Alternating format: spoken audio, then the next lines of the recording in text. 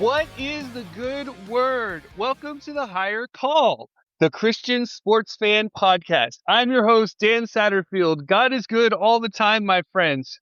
Go Lake Nona Lions, go C's, go B's, go Pats, go Sox, and go Cougs. Throwing it over the wall. It's my co-host today, Eagle Dan. Eagle Dan, how are you? I'm well. I'm well, fellow Dan. Yeah, Thanks for having me on today. absolutely. And you can tell by the name Eagle Dan, we are going to be talking about the NFC East today. We're going to be previewing the NFC East. So Cowboys, Eagles, Commanders, and New York Football Giants. So here we go. Going to have a lot of fun. Kind of the agenda today, we'll get to know Eagle Dan a little bit, and then we will go into our NFC East preview. We'll discuss the Eagles kind of in depth, and then we'll do our win totals for the NFC East, and then game by game predictions for the Philadelphia Eagles. Dan, do you enjoy hamburgers? Who doesn't? All right. And I know this is kind of a niche thing, but I do it. I often like hamburgers and cheeseburgers in a lettuce wrapped bun. Do you like that? I mean, it sounds good to me. I'm getting hungry just listening to it. So something happened a week or two ago that I was absolutely outraged about and caused me to walk out of the restaurant I was ordering a burger at. So I entered the restaurant. I'm not going to name the restaurant because not all restaurants do lettuce wrapped burgers. This one does a particularly good lettuce wrapped burger. And so I start typing stuff in, and it says, you want the tomato? No. You want the lettuce? Yes. And then I said, I would like a lettuce wrapped bun, please. And at that point, it informed me that my already $10 burger without a bun, I don't want any bread. I want a lettuce bun. Yeah. So wrapped in lettuce wrap. They were going to charge me on top of everything an extra $1.99. It's going to be a little extra. That is like the biggest injustice I've ever seen. Because does lettuce really cost that much? Well, with the lettuce crisis that has befallen the nation recently, there is a premium for safe lettuce. So I don't know if there's a variable pricing model at work here, but right. It's something that's worth considering. See, and this is why, because I walked out of the restaurant. I'm like, I'm not paying that. I just ate later. But this is why we should bring this stuff into the universe, because this was during the lettuce crisis when it was just starting. So a lot of people didn't know about it. So I actually feel like God was protecting me. That's a metaphor. Yeah. So this started as like an outrage moment, but actually I probably would have gotten the lettuce bug, and God protected me from the lettuce bug that day by injustice pricing. Yeah. Your indignation at the $1.99 premium may have very well saved your life, or at least an unpleasant trip to the bathroom. Yeah. When we were kids, $1.99 was a lot of money. It's true. You could buy like 20 packs of gum with that. I often do the time warp 1980s candy pricing exercise in my mind, and it makes me nostalgic and sad at the same time. Speaking of nostalgia, let's talk a little bit about your nostalgia. How did you become an Eagles fan, Eagle Dan? Yeah, well, it was during those very same 1980s where now and laters you could pick up a pack for 15 cents and a candy bar for 50 cents. But yeah, during the 1980s, in fact, one of my probably my very, very first sports memory, I was 5 years old. The Eagles were in the Super Bowl against the, I guess, Oakland Raiders at that time. Kenny Stabler and crew. And I had never watched the Eagles. I just knew that this was a big game, the Super Bowl. My parents were incredibly excited about it. My dad had 5 brothers. Many of them were coming over. They were incredibly excited. I get an inflatable punchable balloon that was an Eagles and Raiders balloons that you could just kind of like punch out as like a punching bag. They were very durable type of balloons, if you remember those. And I was very hyped for that game. And I was allowed to stay up until halftime. The Eagles were losing at halftime.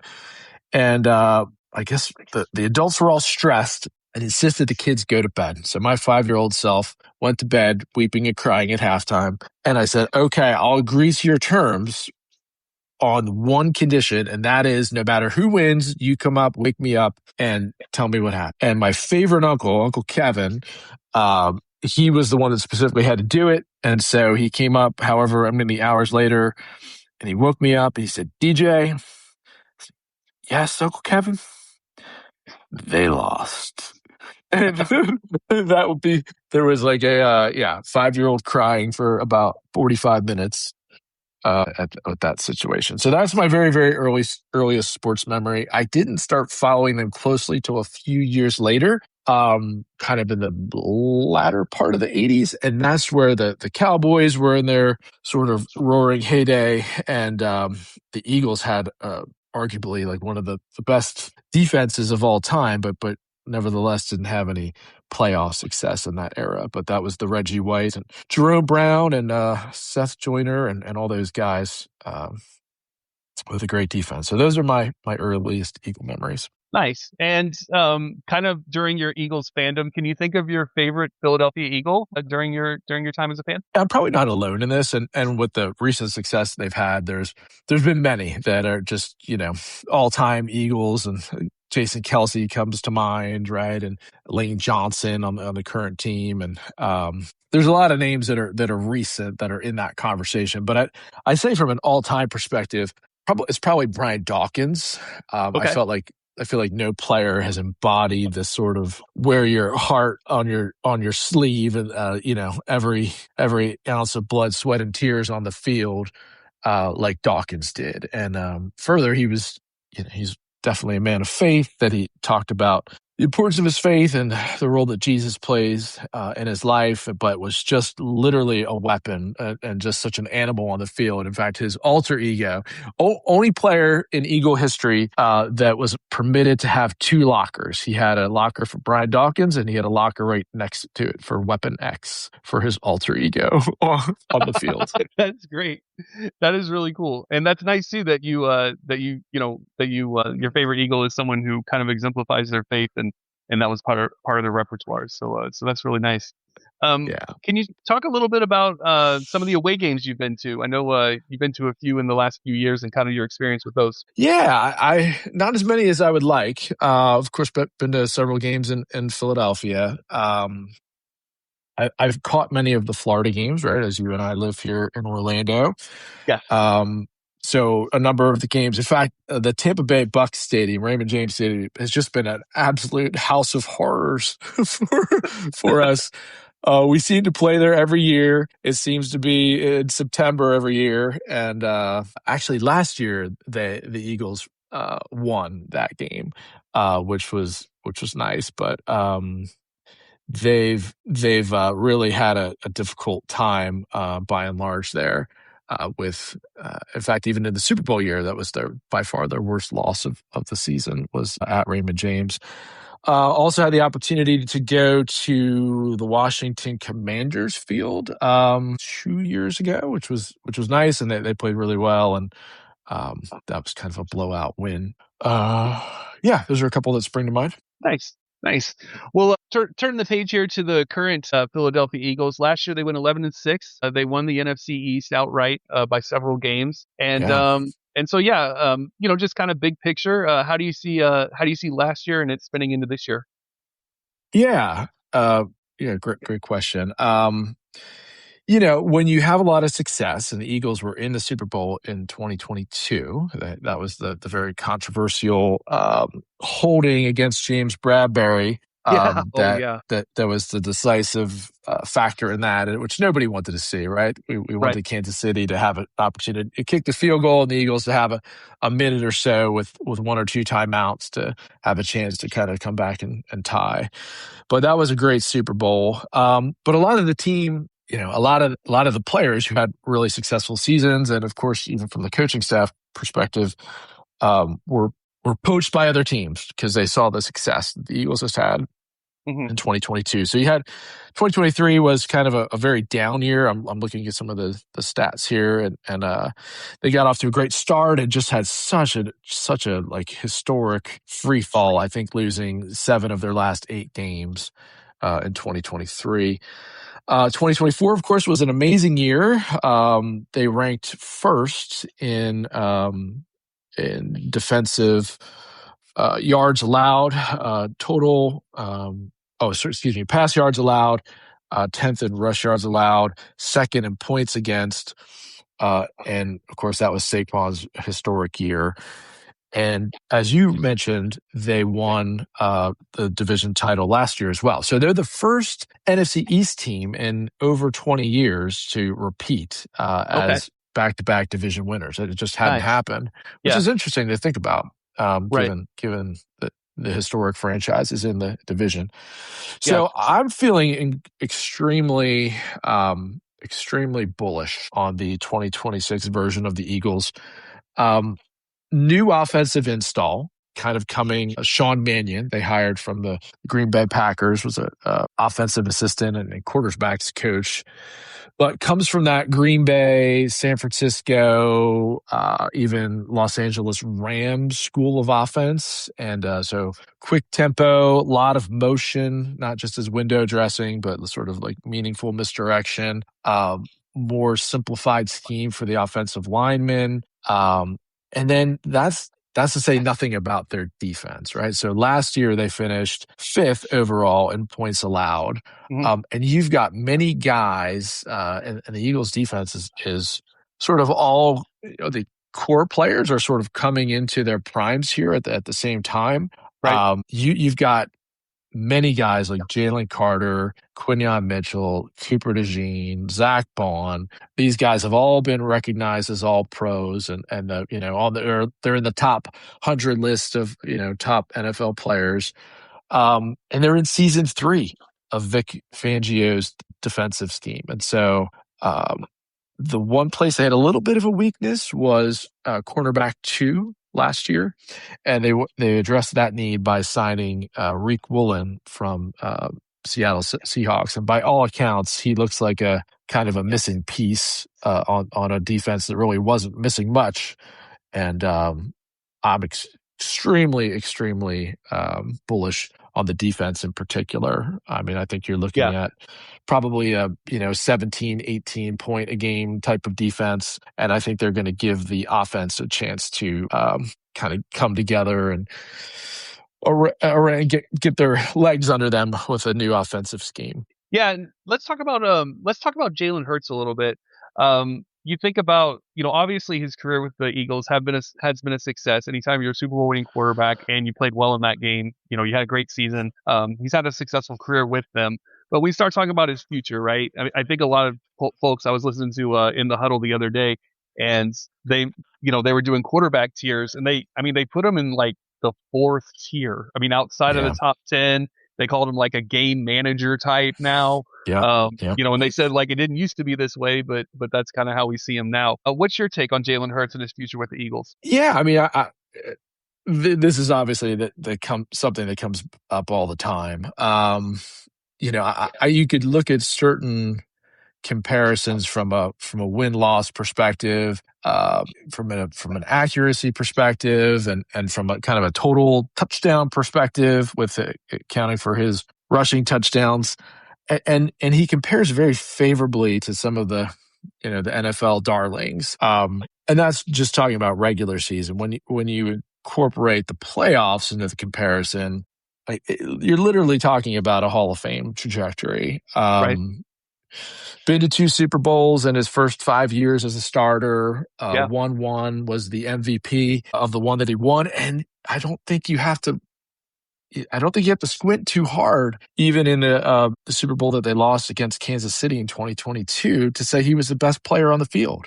Right. So he literally outplayed Patrick Mahomes twice, in my opinion, on the biggest stage, and once was one of the absolute messiest blowouts that you've seen in Super Bowl history in 2024, right? And they played phenomenally. They could have put up 55, 60 points in that had they not taken their foot off the gas. So I really think Jalen doesn't get nearly enough respect. And I think he just has a clutch gene, and I think he's old school in the sense that he just doesn't care about the glamour stats. It's an interesting and it's sort of a transition, even not that we're covering the AFC East, but juxtapose Jalen's like not caring about um, his own personal production or personal accolades with the recently departed AJ Brown, Right. who literally days after winning the Super Bowl said, it wasn't all I thought it would be. It's like what drives me is the passion to become the top of my profession as a Mhm. wide receiver and dominate. So not surprising that pairing didn't last long term, because Jalen just has such a fundamental commitment to winning, regardless of how it looks, or regardless of anything to do with his own personal production. Yeah. Yeah, I appreciate that. So I would say, right, maybe maximum Jalen has 3 good seasons left in him. How do the Eagles see their quarterback future? Do they believe the quarterback of the future is on their roster, or are they going to have to go to the draft or free agency?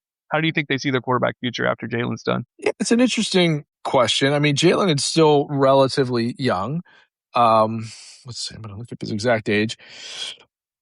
I would suggest, I mean, he just turned 28 the other day. He Okay. turned 28 on August 7th. So, Okay. um, So you're gosh, just think about how long some of the quarterbacks are playing. Now, you could present an argument that a quarterback like Hurts or Lamar Jackson, not that they're the same exact type of player, but Hurts has been, to some degree, his success has been predicated on uh, his ability to run. right. And certainly that's true around the goal line. And so a lot of his production has come, on the ground. So if that dimension of his game diminishes, and it really hasn't yet. In fact, in training camp this year, they're saying he looks like he's lost a few pounds. He looks faster than he has in the last year or two. If he can preserve that dimension of his game for a few years, then I think you have a similar looking type of ceiling as you've seen.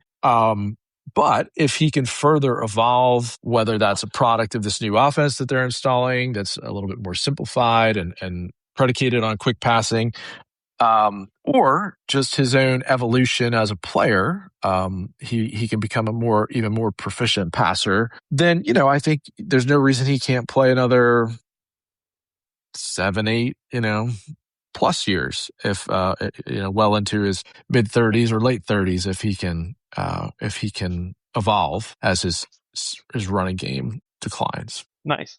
Nice. Yeah, I think that's a good dive into how a fan sees the Philadelphia Eagles coming into this season. We'll talk about the rest of the NFC East in a second, but before that, um, can you tell me a little bit about kind of how you see kind of the intersection between God and sports in your life? It could be big picture, kind of anything you want to say. Yeah, of course. Yeah, I think there's always. I think I naturally think in sports metaphors when I'm thinking about facing something difficult. Mhm. In my personal life, or thinking about it, I tend to think of those scriptures. My very, very favorite scripture of all is Hebrews 12. Which is an analogy towards running a race, and has that sort of competitive aspect to the language here. Therefore, since we are surrounded by such a great cloud of witnesses, let us throw off everything that hinders and the sin that so easily entangles, and let us run with perseverance the race marked out for us.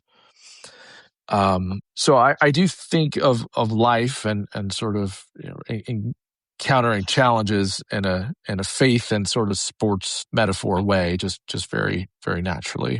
Yeah, that's a great scripture. And even I think the way a lot of people don't apply it all the time is it's persevering to be a sports fan, especially unless you're like mid 2000s Alabama or something. Like it's tough. Like when you're an NFL team and one year you make the playoffs, the next season you don't, and just kind of up and down, and just that scripture about perseverance, just kind of sticking with your team and sticking with it, definitely applies spiritually as well in our lives. So that's a great scripture, man. Thank you. Yeah, absolutely. And the Eagles, my goodness, I know there's certain franchises that have never won anything. I think about like the Detroit Lions or something, Yeah, and the Eagles that were founded in 1933, so they're kind of a founding father of the NFL. They had several championships when they were NFL championships, right? 1948, 1949, 1960. Of course, neither of us were anywhere close to around for those games. But they had never won a Super Bowl in the Super Bowl yeah, era. So yeah, going back to that 1981 Kenny Stabler loss, right, when I was 5, to all the way through 2017, had never seen um, had never seen a championship. And so that did feel like a tremendously long suffering type of waiting period that I wasn't sure would ever end. But the payoff was just so exquisitely good when they won one and then a couple yeah. years later won a second. Yeah, especially, and this is from a neutral perspective, right? I'm really glad they got their most recent one with Jalen Hurts. And because I do believe, I know Mahomes and the Chiefs were in there, but the Eagles really were, one of the 2 or 3, even maybe the best, like team for several seasons there, like 3 or 4 seasons.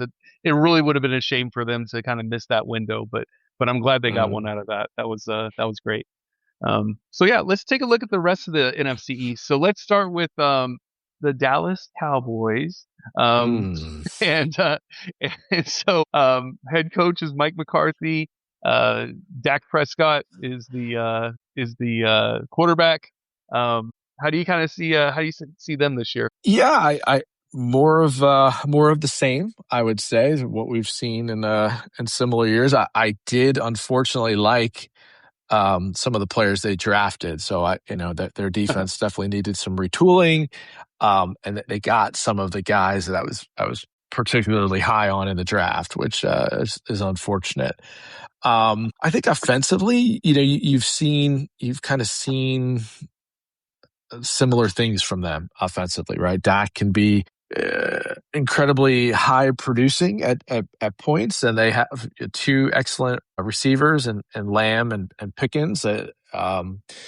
They have been the antithesis of the Eagles in terms of taking care of your marquee players, right? Look at Jalen Carter just signing a market-setting deal as a defensive Mhm. tackle, and oppose that with the handling of Micah Parsons, that Jarrah had, sort of the verbal war with Parsons, and then and of course that's being so dysfunctional that they ended up trading him to an NFC rival. I think it's the Cowboys have displayed a lot of me first um, traits from the top on down, and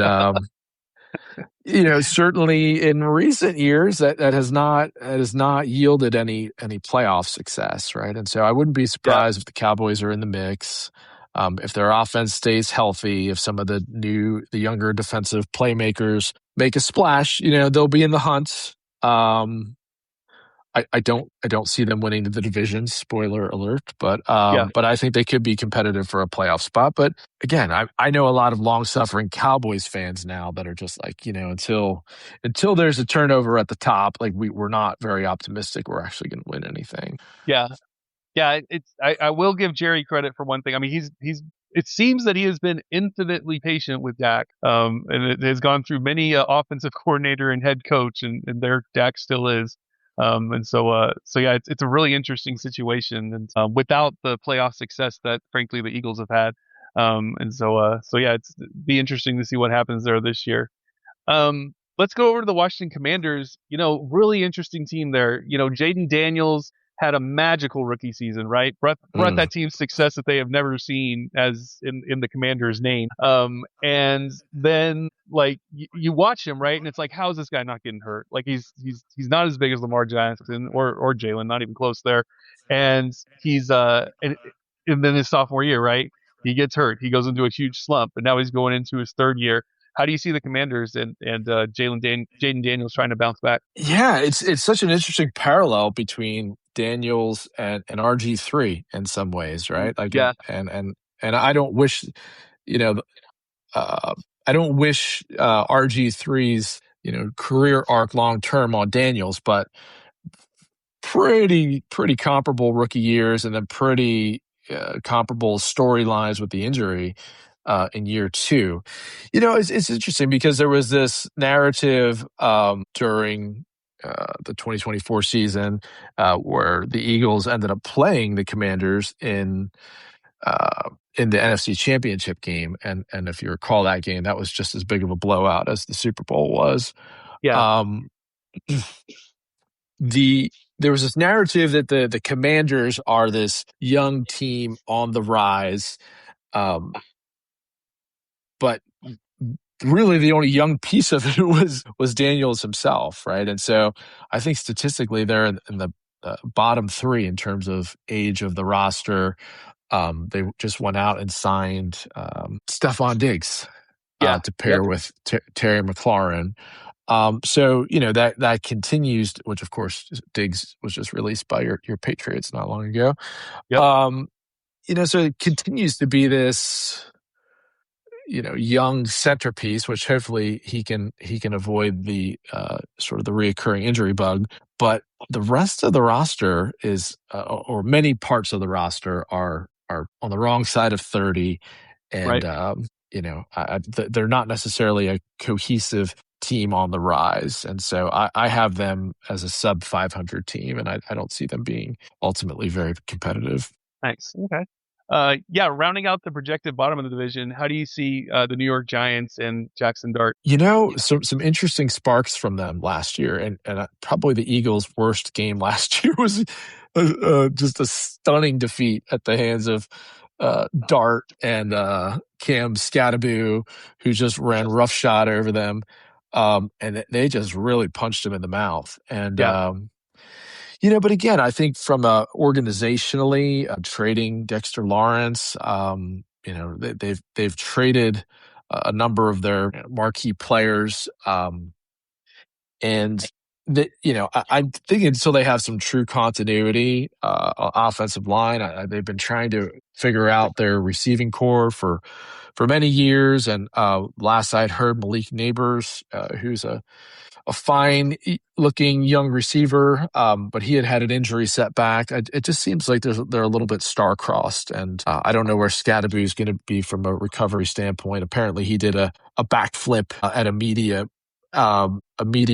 gathering a couple weeks ago and landed completely wrong on his knee and fell on his face. And so, I think until you kind of overcome some of those self-inflicted wounds, I think we're probably more of the same from a cellar dwelling standpoint. Yeah, and we'll transition to win totals here. It's really interesting. Last season they were 4-13. I mean, that's a terrible record. And then now their win-loss according to Hard Rock is 7.5 wins for the season. And I have heard this on other podcasts as well.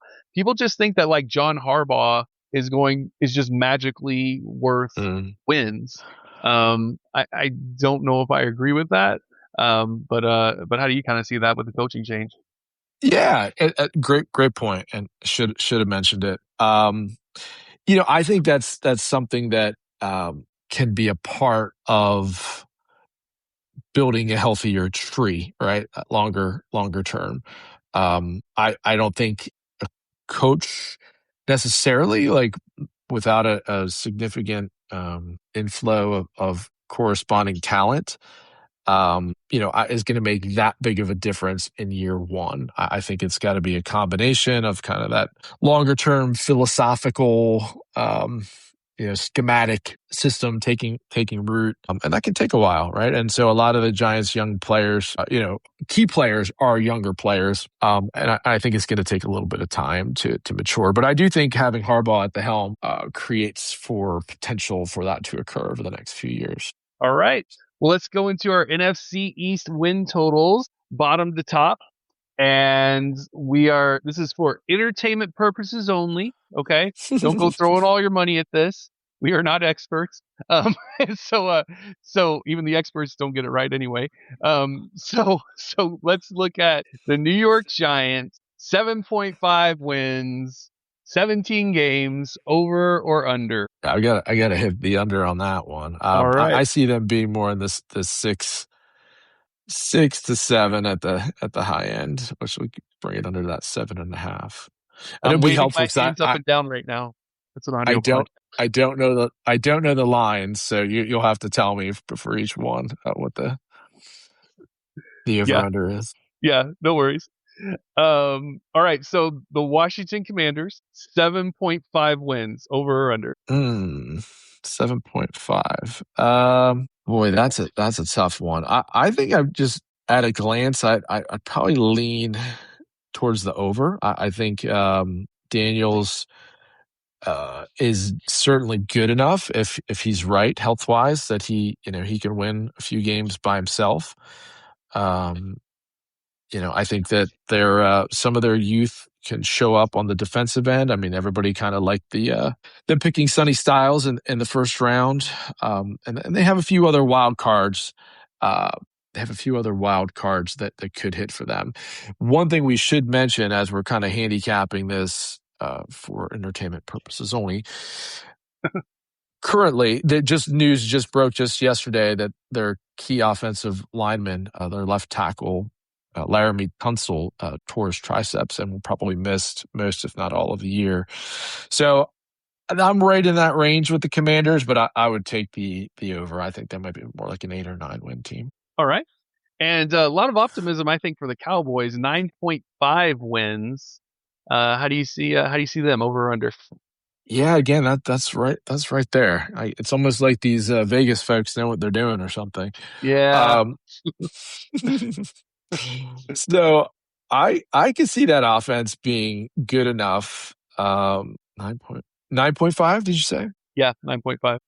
I liked a lot of the things we saw from their run game last year. Javonte Williams added a lot of strength there. He was dynamic. Those receivers are good. Um, I really like what they did in the draft. Caleb Downs was the safety that they added. I think he's a true difference maker. So I don't know if their defense will necessarily be consistent, but as we've seen with some of their prior iterations of their defense, they tend to have playmakers, right? They tend to have risk takers and playmakers, pick sixes and turnovers, and then completely whiff on a coverage and allow a long touchdown the other way. I'm gonna go under. I think they're a Okay. 9 win team. All right. And finally, we come to the Philadelphia Eagles, who will be doing a deep dive in at the end here. But just over or under 10.5 wins. How do you see them? Yeah, I'm hitting the over pretty hard on that one. Okay. Yeah, I think they're a 11 to 12 win team, Nice. Nice. barring the unforeseen. Nice. So we'll deep dive into the Eagles schedule next, game by game. But first of all, we are going to thank our sponsors. So please check out All Too Traveled on TikTok for short travel videos. You'll want to be out of the woods in your getaway car with the heartbreak prints of your wildest dreams. So calm down, shake it off, and visit All Too Traveled on TikTok when your schedule has a little blank space. Also, if you're over 40 and running on fumes, check out Bill Ellis and the Father Figure Framework. Simple faith grounded habits for strength, energy, and leadership at home. Learn more at billellis.coach. BILLELIS.coach. The script says pause, back to the show.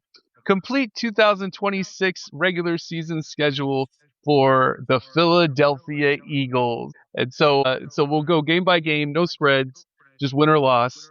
And then we'll count them up there at the end. So let's get our at least 11 wins for the Eagles here. Starting Sounds off good. pretty good, I think. At home against the Washington Commanders, Sunday, September Mhm. 13th, 4:25 p.m. on Fox. How do you see that going? Yeah, the Eagles are undefeated under Nick Sirianni on opening day, Nice. and I don't see anything. I don't see anything changing there. At home, they'll be ready. They're always ready for opening week.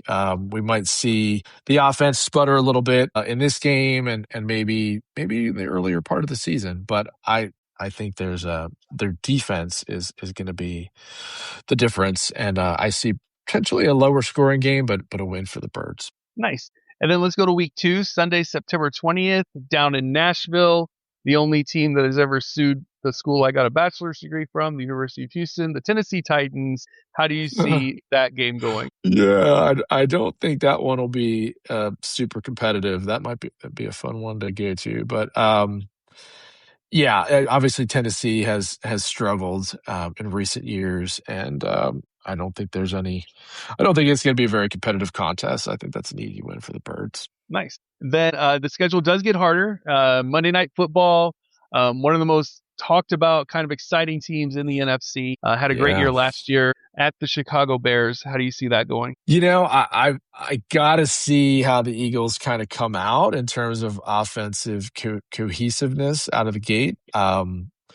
But I'm going to just go ahead and call this their first loss. I think that so impressed by Caleb Williams and his progression, especially the latter part of last year and into the playoffs. And further, these two teams played each other in a very important game later in the year last year, and the Bears were fairly dominant. And the really surprising part of that game was how well the Bears ran on the Eagles, who had been very stout in the weeks prior to that against the run.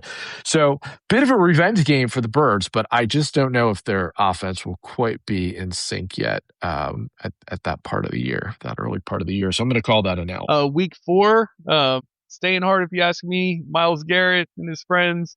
The Los Angeles Rams. How do you see that game going back in Philly? Yeah, and Myles Garrett, who of course was a big top of conversation as far as the Eagles potentially acquiring, was pretty upset when I saw that it was the Rams that had actually pulled it off.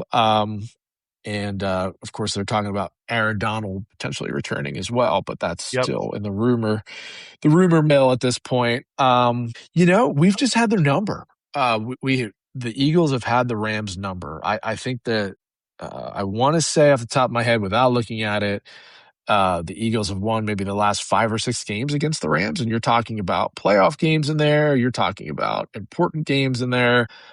Even last year, Rams had a 20-plus point lead going into the second half, and the Eagles came back. And of course, that was the one that the Eagles were up by 2 points on with the final play, and Jalen Carter blocks the field goal, and his defensive tackle mate Jordan Davis runs the blocked field goal in for a touchdown.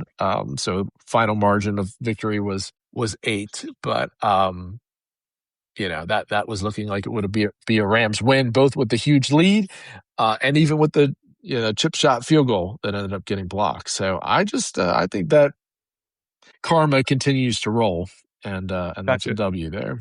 All right, nice. Then heading over to London to play the Jacksonville Jaguars at 9:30 a.m. on Sunday morning there. Blimey, mate. Is that Australian?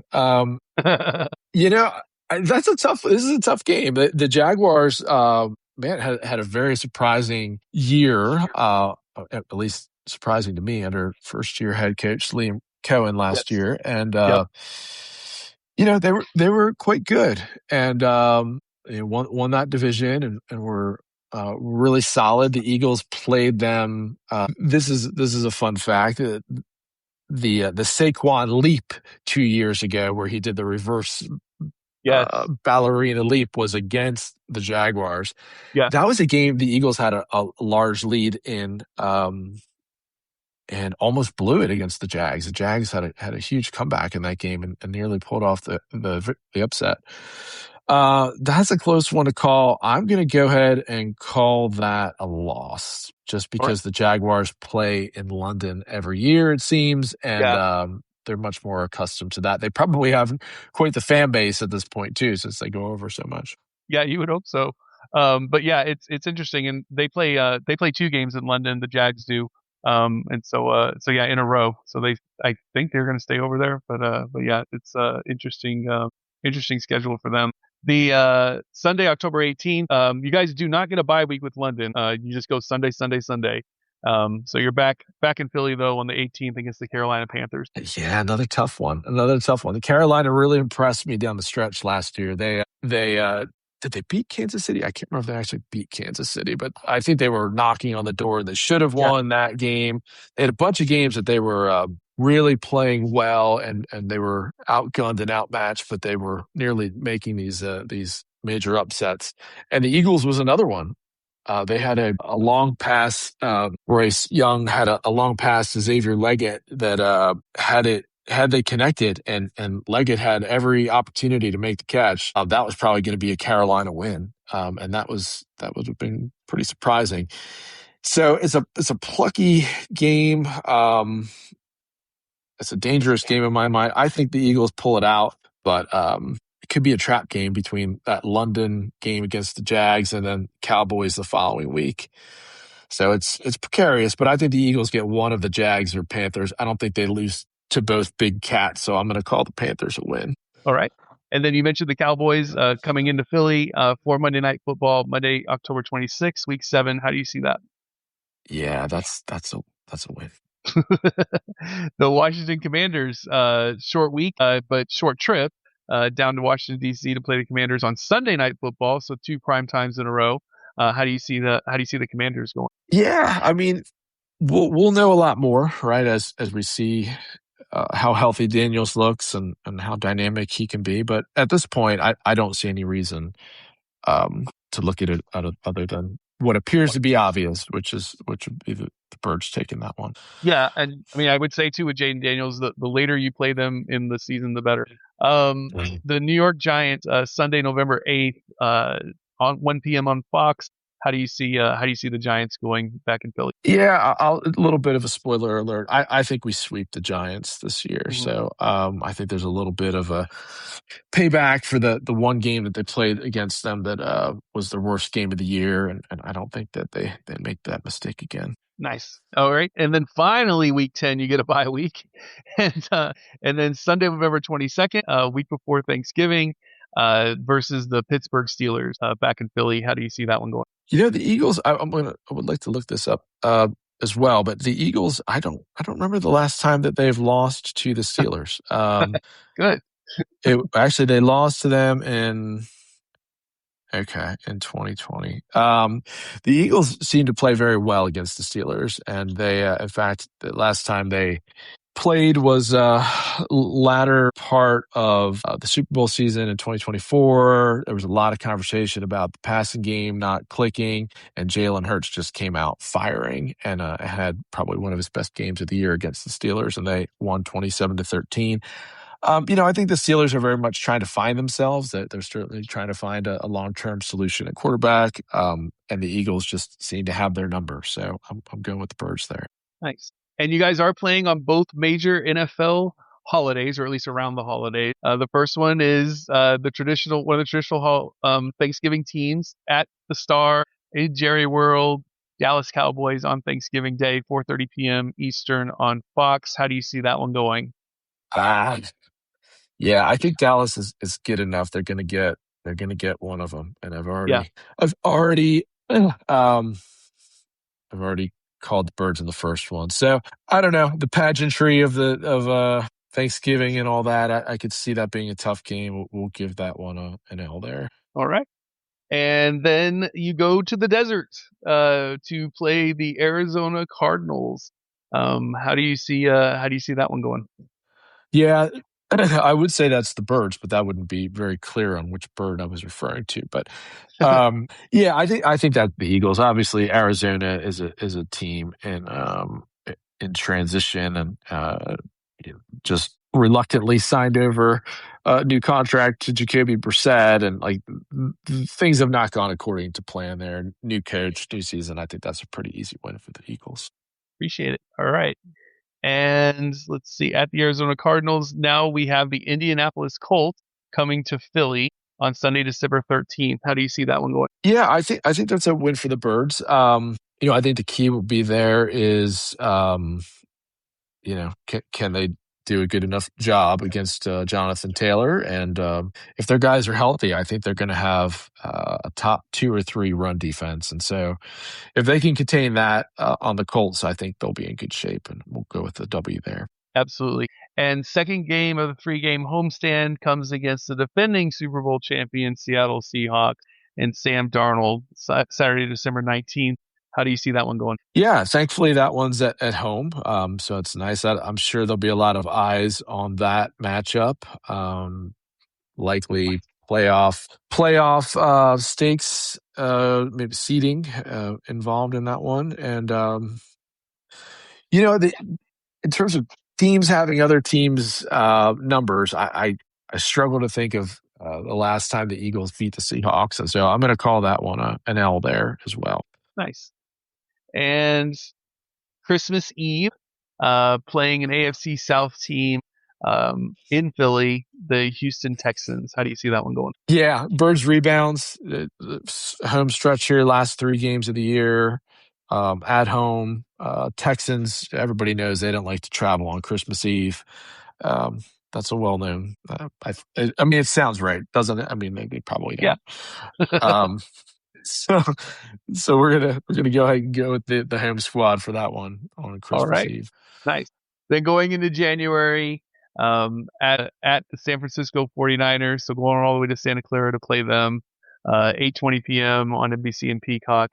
How do you see that one going? Yeah, revenge game. Of course, the Eagles and their very subpar offensive coordinator situation last year, or kind of scooted right out of the playoffs at the hands of the 49ers. I think they have a much more strong and consistent year this year. And I think that they take care of business there on the road with a little revenge on the mind. And that's a win for the Birds. Nice. And then finally, going up to New Jersey to play the New York Football Giants. Sunday, January 10th. This is a flex game, so channel and time unknown. How do you see the season ending? Yeah, I mean, it's often, I feel like a lot of these games, the last game of the year is often against kind of the lesser opponents and Yeah. Going into the year. So the question here is, will it mean anything, right? If Right. the Eagles have the division wrapped up, or are they resting? That's definitely what happened last year. And so you had Tanner McKee getting the start there in week 18 last year. Could be the same situation. And if that's the case, from a win-loss perspective, anything could happen. But just kind of at face value, especially if it does mean anything from a playoff standpoint, that's an easy Eagles win. Nice. All right, Dan. So how do we see the record? Were you counting? Yep. So I had Bears, I had Jags, I had Seahawks, and I had one of the Cowboys games. Okay. All right. So that's 4. So that would be 13-4. I'm double check the work. Cowboys. Yep, 13-4. Yep. That's awesome. Okay, because honestly, we had a guest for the Jags, we had a guest for the Niners, both good teams, right? And we had a guest for the Bucks, which maybe they're gonna be a good team, but they were all like 10-7. I'm like, you're being too humble. So yeah, I appreciate 13-4. It's like, we're good. Let's go Eagles. All right. Well, closing it out here, we always ask folks that I would love your opinion. I know this team is near and dear to your heart. Patrick Mahomes and the Kansas City Chiefs. Do you think they're capable of being like one and done this year, like they were last year in the playoffs? Like they're getting old, or not even making the playoffs. Like how do you see the Chiefs? Are the Chiefs back this year, or does their regression continue? This one's out of left field here. I hadn't done my homework on this one.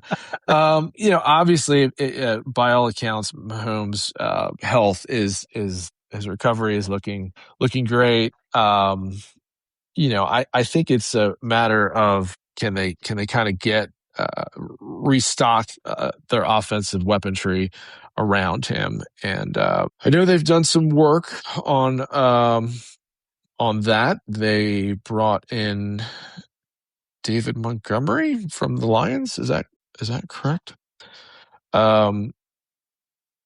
give me a sec here. I want to look up what kind of their new skill position stable looks like at the moment. But obviously Kelsey's in decline. I'm surprised that he's playing again, Mm-hmm. especially now being married. You got to think, I'm sure he wants to go out on a high note, but Yeah. I think that's tough. Kenneth Walker. Okay. They signed Kenneth Walker from Seattle, who, of course, was a huge difference maker for the Seahawks in their playoff run and in the Super Bowl in particular. He is the reigning Super Bowl MVP, and so that's a good ad for them. The interior of their offensive line is strong, anchored by Creed Humphrey and Trey Smith.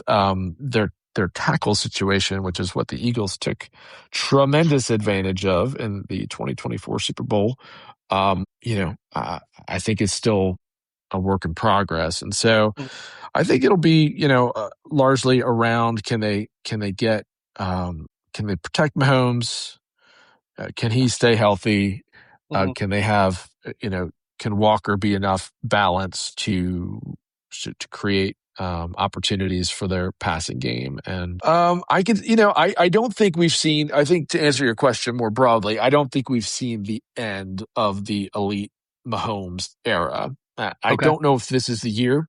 I Right. don't have them. I don't have them in the Super Bowl this year, Mm-hmm. but I think you certainly could see within the next 2 to 3 years that Reed Mahomes sort of dynastic pairing, like retool and reinvent themselves, and have another stretch of years where they're elite. But I don't think it's this year. All right. All right. And final question.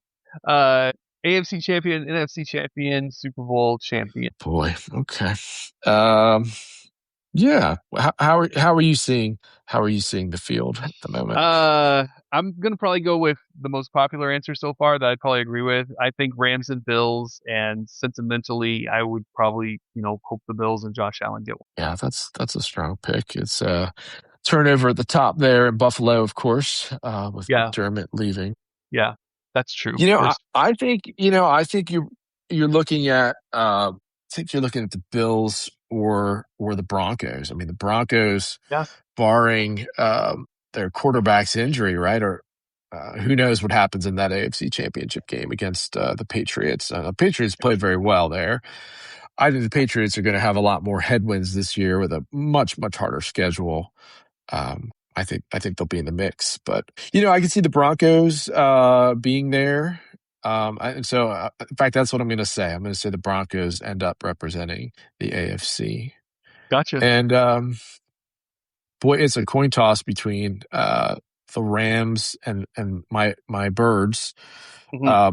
coming out of the NFC, but again, the Eagles have just had the Rams number. So if it does come down to that, I'm going to have to go Philly. All right, And all right, so I got Philly and the Broncos in the Super Bowl, and all right, with the Eagles taking it. all right. I really appreciate your time, Eagle Dan, and it's been really fun. Was it as bad as you thought it was going to be? No, it was a breeze. It blew right by. All right, awesome. Thanks for Thanks a having me lot. on. All right. Absolutely. As we wrap up today, remember this: whether you're playing, coaching, cheering, or even officiating, every person on that field is made in the image of God. Yes, even the referees, even the bad ones. An example of the bad one would be pretty much every Kansas City game, before last year. Like there were a lot of calls that the Kansas City Chiefs got. That's an example of bad referee, but they were made in the image of God too, so it's okay. Thanks again to our sponsors, All Too Traveled on TikTok and Father Figure Coaching with Bill Ellis for supporting the Higher Call. If you enjoyed today's conversation, we'd really appreciate it if you'd like, subscribe, leave a review, and share the podcast with another sports fan. And we'd love to hear from you. Email us anytime at highercallpod@gmail.com, just like the title of the podcast, highercallpod@gmail.com, with your questions, topic ideas, hot takes, or just to connect with other like-minded sports fans. Until next time, keep your eyes on the game, keep your heart on God, and thanks for listening to the Higher Call.